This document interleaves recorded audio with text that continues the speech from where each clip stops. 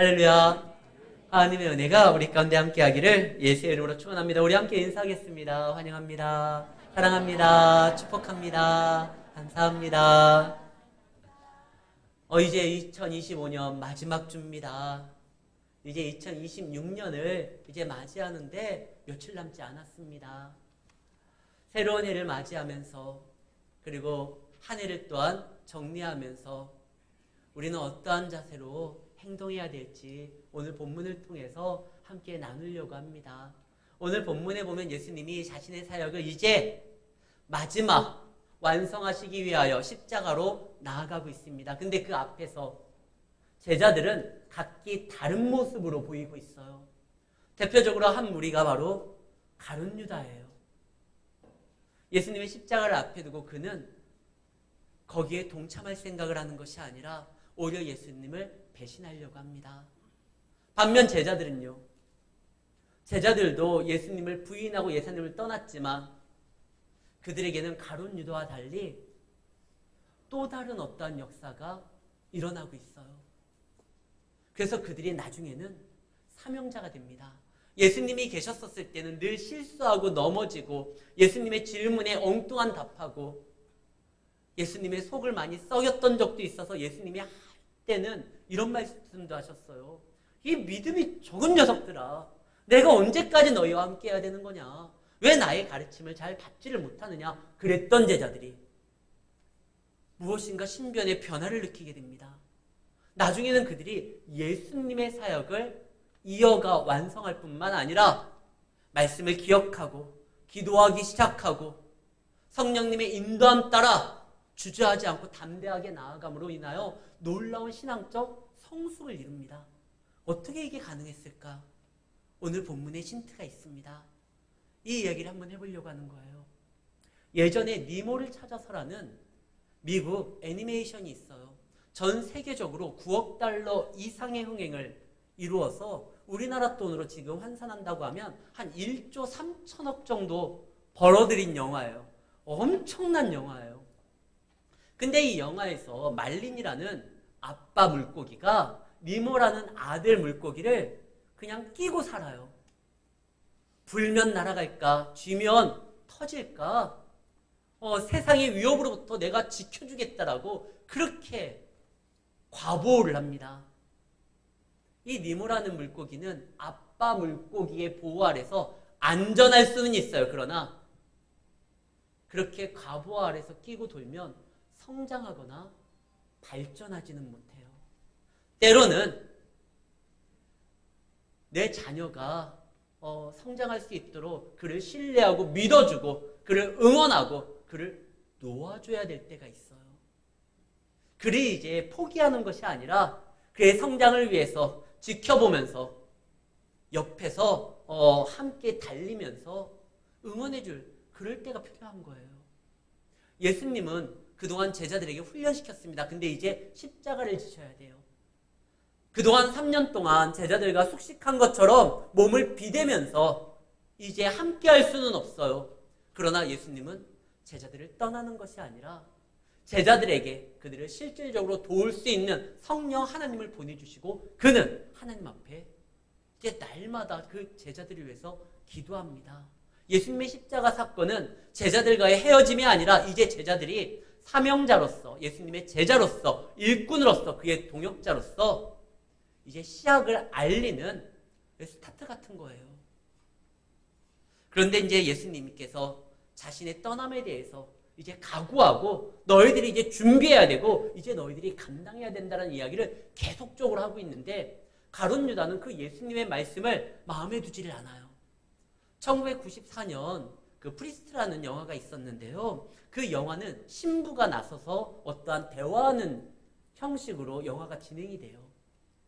이 신부가 젊은 신부인데 나이 많은 신부에게 자기의 궁금증에 대해서 이야기하는 장면이 나와요. 선배님, 내가 아무리 성경을 봐도 가룟 유다는 불쌍한 사람이에요. 그는 예수님이 십자가에 달리기 위하여 어쩔 수 없이 하나님 앞에 사용된 희생양이에요. 근데 전혀 그러지 않아요.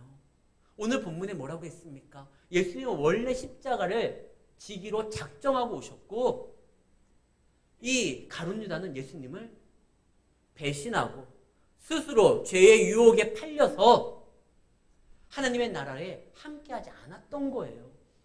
가룟 유다도 똑같은 기회를 받았어요.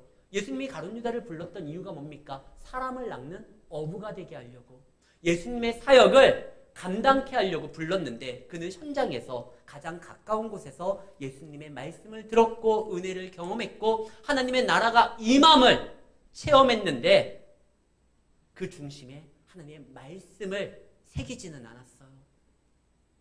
자신의 생각과 욕심과 자기의 어떠한 희망이 예수님의 말씀보다 우선이 되어서 예수님을 자기가 판단하고 그 사역이 실패했다 생각해 예수님을 죽여야 되겠다라고 결심한 겁니다. 아무리 예수님과 가까이 했다 할지라도 그의 삶의 중심에 예수님의 말씀이 새겨지지 아니하고 자기의 생각으로 가득 탄다고 하면, 다른 욕심과 탐욕으로 있다고 하면, 물리적인 거리는 가깝다 할지라도 예수님에게서 가장 먼 사람이었던 거예요. 그 가룟 유다는 예수님을 팔았어요. 그럼 다른 제자들도 별반 차이가 없어요. 예수님의 이 얘기를, 오늘 이 자리에서 나를 팔 자가 있다, 경고까지 했는데 제자들은 누굴까 궁금해하면서 그 다음의 행동이 뭡니까? 24절. 그들 사이에 또 누가 크냐, 이거 갖고 다투고 있어요. 물론 조직이 세워지기 위해서는 질서가 필요합니다. 그러나 교회는요, 가족 공동체예요. 예전에 우리 윈윗 세대 분들은 자녀를 막 7, 8 이렇게 낳으셨잖아요. 그러다 바쁘다 보니까 자녀 교육을 일일이 신경 쓸 수가 없어요. 그럼 누가 자녀들을 통솔하느냐? 마지가 통솔하잖아요. 마지에게 권한을 많이 줘요. 왜?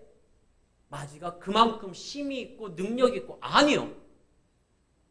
부모 대신 동생들에 대한 책임이 있는 거예요. 동생들을 위해서 더 많은 희생을 감수하고 더 많은 노력을 보여주기 때문에 그의 위치를 존중해 주는 거예요.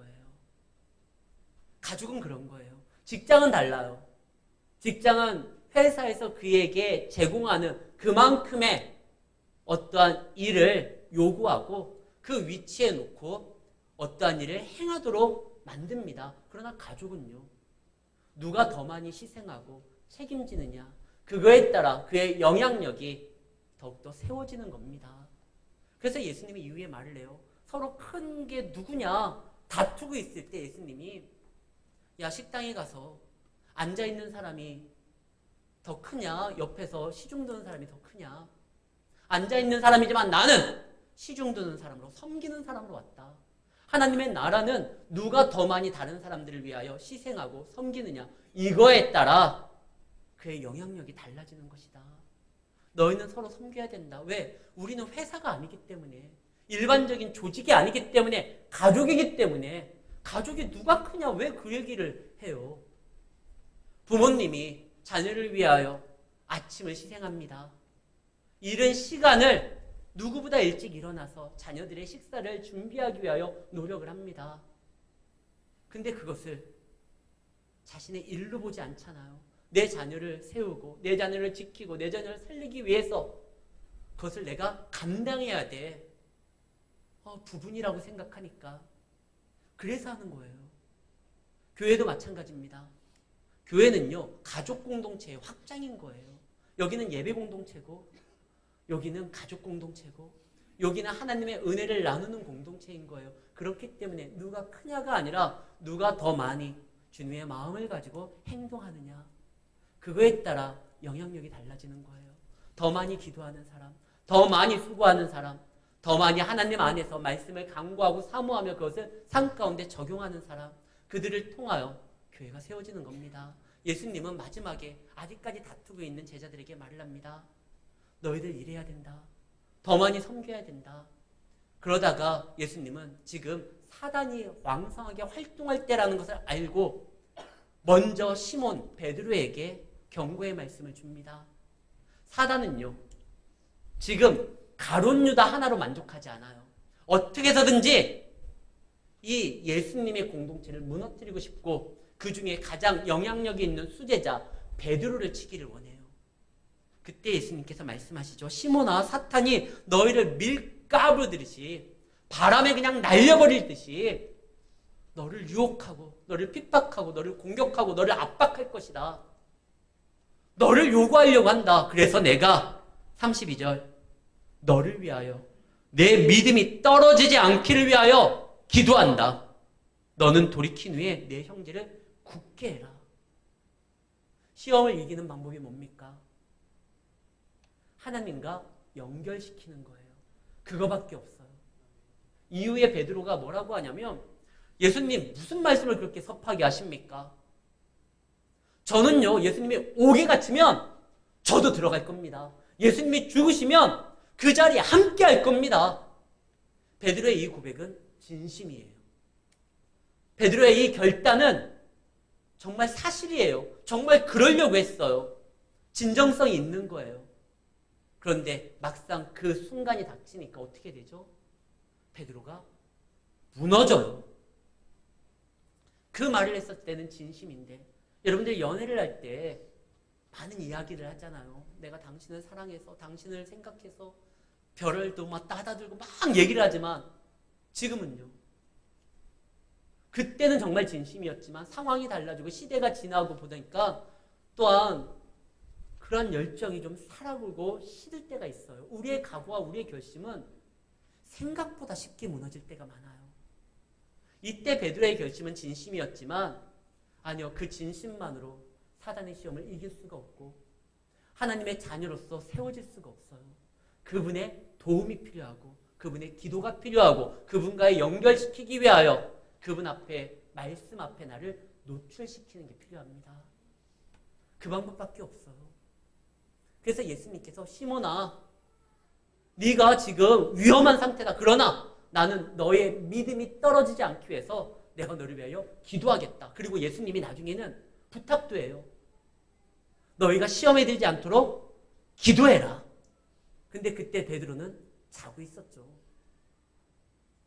예수님은 그를 지켜주려고 기도하십니다. 그걸 멈추지 않아요. 근데 그가 자꾸 넘어져요. 그때 어떻게 하죠? 그를 버리지 않고 또 찾아가셔서 말씀을 전하십니다. 가룟 유다와 베드로의 차이점이 뭔지 아십니까? 가룟 유다도 예수님을 배신했지만 베드로도 그래요. 예수님을 부인하고 예수님을 저주하고 예수님을 모른다라고 맹세까지 한 거예요.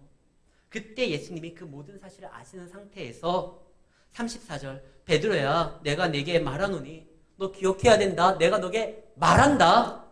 오늘 다 울기 전에 네가 3번 나를 모른다고 부인할 것이다. 베드로의 그 각오를 무한하게 만들기 위해서 예수님이 그의 배신에 대해서 얘기하는 게 아니에요. 그 순간이 왔을 때 내가 너에게 이미 말했던 거, 내가 그걸 알고도 내가 너를 위하여 기도한다라는 거, 내가 너를 통해서 일하려고 한다는 거, 그거 기억해야 된다. 실제로요. 마태복음 27장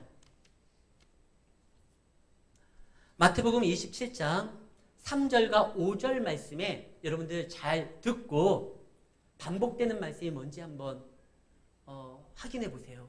그때 예수를 판 유다가 그의 정죄됨을 보고 스스로 누이쳐 그 은 30을 대제사장들과 장로들에게 도로 갖다 주며 5절 유다가 은을 성소에 던져놓고 물러가서 스스로 목매어 죽은지라. 두 말에 공통적으로 반복되는 말씀이 뭐죠? 스스로예요. 유다는 그 마음에 하나님의 말씀을 두지를 않았어요. 근데 자기가 한 일이 굉장히 큰 잘못이라는 걸 양심의 소리를 통해서 깨닫게 돼요. 그래서 그는 스스로 뉘칩니다. 근데 이걸 바로잡기 위해서 그가 했던 행동은 그가 예수님을 팔기 위하여 받았던 은 30을 다시 돌려주는 거예요. 내가 이거 돌려줄 테니까 예수님 풀어줘라. 근데 대제사장은 예수를 죽이는 게 목적이지 그 돈을 돌려받는 게 목적이 아니에요. 아니 그 돈 우리가 받을 이유도 없다. 네가 팔은 거다. 우리는 정당하게 거래를 한 거고. 그러니까 너는 그 돈 가져가라. 자기가 돌이킬 수가 없어요. 이제 끝났다 생각해서 유다는 스스로 목을 맵니다. 반면 베드로는요. 베드로도 예수님을 3번이나 부인했어요. 이거 돌이킬 수가 없잖아요. 많이 할 수가 없잖아요. 한 번 뱉은 말을 주워 담을 수는 없잖아요. 그것도 3번이나 했는데 그때 베드로는 마태복음 26장 75절 말씀입니다. 이에 베드로가 예수의 말씀에 다 울기 전에 네가 3번 나를 부인하리라 하심이 생각나서 밖에 나가서 심히 통곡하니라.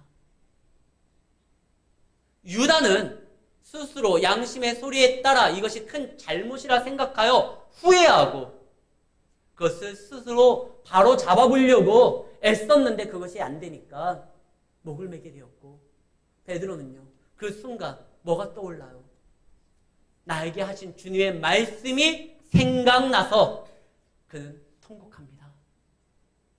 한 사람은 스스로 판단하여 후회하고 목을 맸지만 한 사람은 말씀을 기억하고 생각하여 회개하고 이거에 대해서 어떻게 해야 될지 몰라 지금 슬피 울고 있어요. 근데 그가 돌이킬 수 없지만 그의 삶을 다시 세워줄 수 있는 이가 있으니 그게 바로 그에게 말씀하신 예수님입니다. 우리도 넘어져요. 우리도 실수해요. 우리도 판단이 잘못될 때가 있어요. 우리는 완전한 자가 아니에요. 그리고 우리가 살고 있는 곳도 천국이 아니에요. 상황이 우리를 속일 수 있어요. 시대의 어떠한 흐름이 나를 무너뜨릴 때가 있어요. 그리고 내 자신의 미숙함과 어리석음을 인하여 그거에 대해서 또한 내가 감당해야 될 부분도 있을 거예요.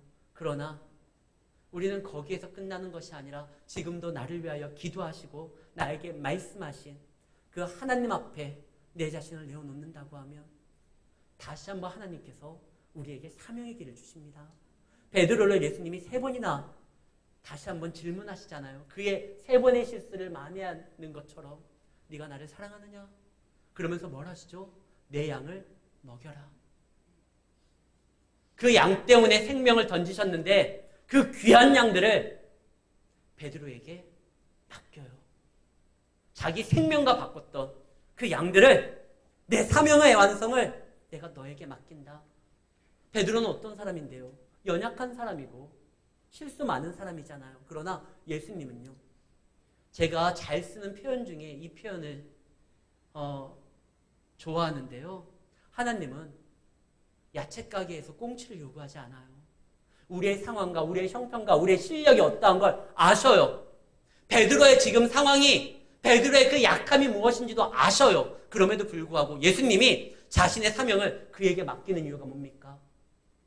작정하신 거예요. 내가 너를 통하여 네가 넘어진다 할지라도 내가 그 순간 그 자리에서 일으키고 내가 반드시 너를 통하여 일할 것이다. 하나님께서 우리에게 사명을 줍니다. 성도라는 이름을 줍니다. 집사라는, 권사라는, 장로라는, 예수쟁이라는 그 타이틀을 줍니다. 우리의 실력이 출중해서 그런 게 아니에요. 제가 목사라는 것은 여러분들 다 믿음이 더 좋아서 목사가 아니에요. 그가 나를 통하여 말씀을 전하기 위하여 목사로 부른 것뿐이지. 여기 있는 분들 자신의 실력으로 어떠한 타이틀을 잡아 구원의 반열에 오른 게 아니에요. 그분이 우리를 택하시고 그분이 우리를 부르시고 그분이 우리 가운데 활동하시고 우리에게 말씀을 주심으로 우리를 세워주신 겁니다. 내 실력이 아니라 그분 때문에 우리는 주의 일을 감당할 수가 있는 거예요. 유다처럼 기회는 있었지만 그 주님의 말씀이 나를 이끌고 움직이는 것보다 자기의 생각이 앞섰었을 때 이루어지는 하나님의 나라에 그의 지분이 없었지만 베드로는 무너졌지만 주의 말씀을 기억했고 주 앞에 나아가는 데 있어서 주저하지를 않아요. 어찌 보면 베드로 좀 뻔뻔하잖아요. 예수님께서 내가 만나겠다라고 했는데 베드로가 뭐라고 합니까? 나는 고기 잡으러 가겠다. 그래서 고기 잡으러 가잖아요. 그래 밤새도록 잡는데 못 잡았잖아요. 예수님도 부인했지. 예수님께서 나를 기다리라고 했는데 또 옛생활로 돌아가지고 고기 잡으려고 했지. 그러다가 한 마리도 못 잡다가 예수님께서 배 오른쪽에 던져라. 던졌는데 고기가 잡히고 요한이 말을 하죠. 예수님이다. 그럼 뻔뻔하면 좀 뭐랄까 저 양심의 가책이라도 있으면 아우 예수님 내가 또 참 저분 앞에 나아가는데 민망하네. 그래야 되는데 예수님이다라고 했을 때 베드로 뭐합니까? 그냥 헤엄쳐서 가잖아요, 혼자. 예수님 만나겠다고. 참 뻔뻔해요. 그런데 그가 예수님을 만났을 때 예수님이 그를, 야, 너도 참 너다. 어떻게 이럴 수 있냐. 나 같으면 내가 불러도 좀 네가 한 행동 때문에 좀 주저하고 민망해하고 해야 되는데 어쩜 또 수영까지 하면서 이렇게 와가지고 주여 내가 왔습니다 이러고 있냐. 근데 예수님 그를 무한하게 안 해줘요. 그를 위하여 식사를 준비해 주시고 지금 잡아온 고기 그거 좀 갖고 와라. 그러면서 그가 다시 회복될 수 있도록 그에게 말씀하시고 사명을 주십니다. 믿음 생활은 좀 뻔뻔해야 돼요. 우리 대표 기도하시는 분들 맨날 하시는 말씀 중에 빠지지 않는 게 뭐예요? 지난주도 또 우리가 주의 말씀을 살지 못하고 범죄했습니다. 그런데요, 그런 뻔뻔함이 우리로 하여금 다시 한번 말씀 앞에 세우게 하고 말씀으로 살아가게 만듭니다. 우리의 죄보다 우리를 향한 주님의 사랑과 주님의 은혜가 더 크기에 그분은요 다 수용이 돼요. 그래 또 왔어. 그래도 그렇게 죄를 졌음에도 불구하고 인정하고 내 앞에 서는 거 그거 내가 좋다. 오늘 말씀에 보면 이해가 안 되는 말씀이 하나가 있어요. 28절 말씀은 너희는 나의 모든 시험 중에 항상 나와 함께 했던 자니 내 아버지께서 나라를 내게 맡기신 것처럼 너에게 맡기겠다. 아버지 하나님이 예수님에게 나라를 맡긴 건 맡길만 하잖아요.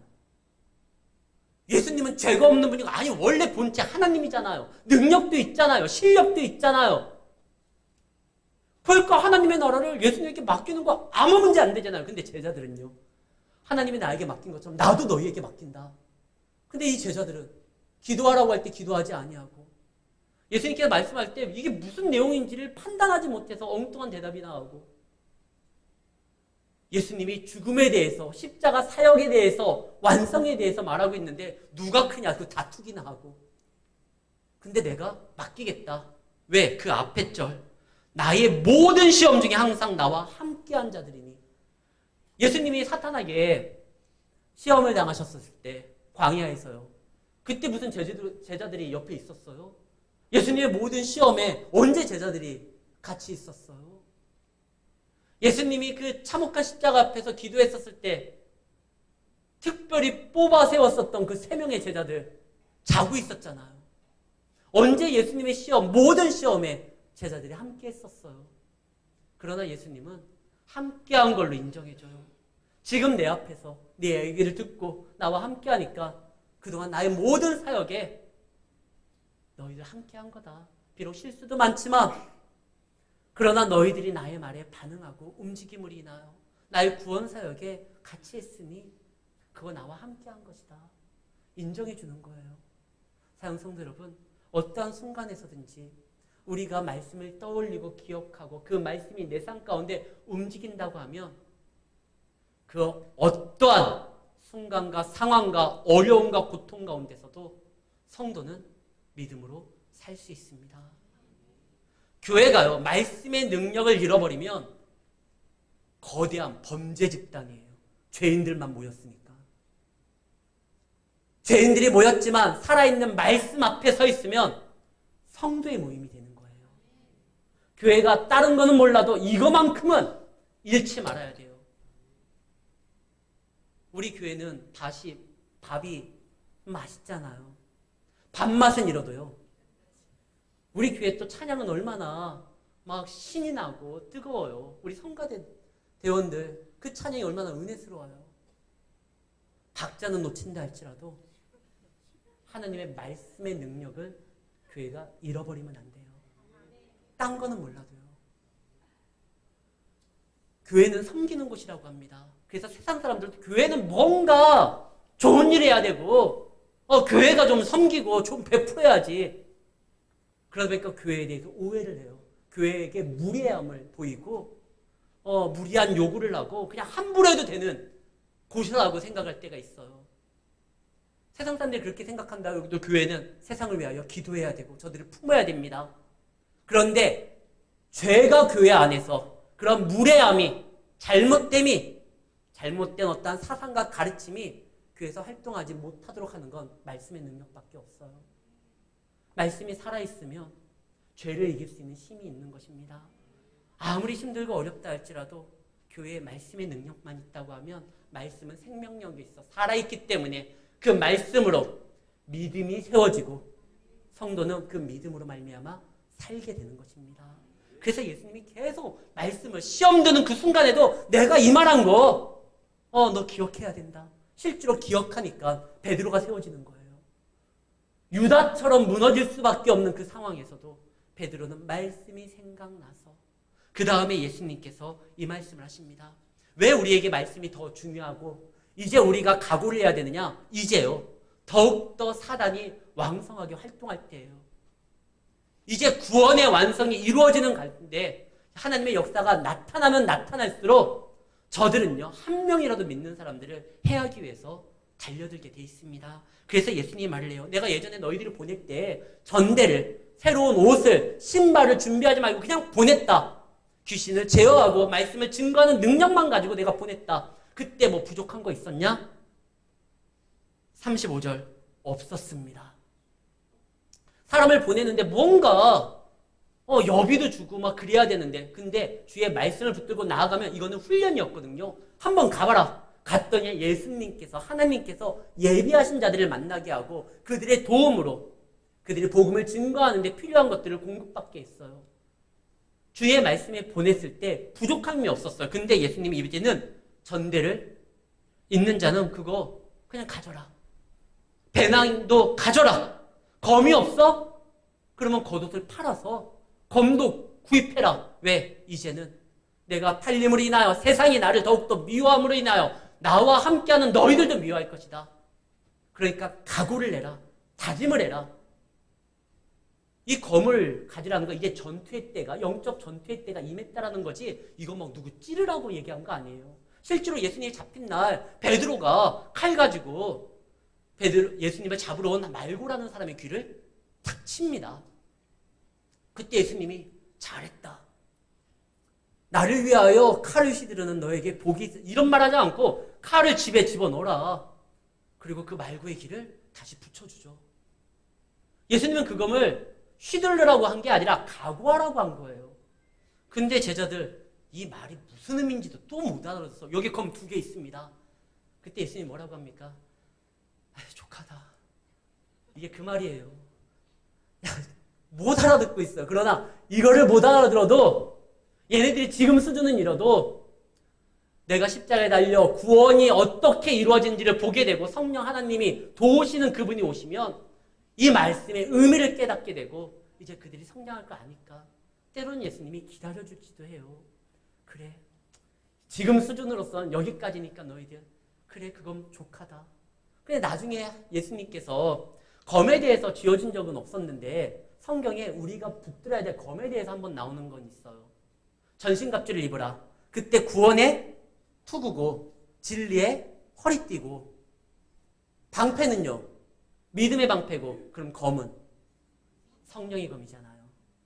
성령의 능력은 돕는 거잖아요.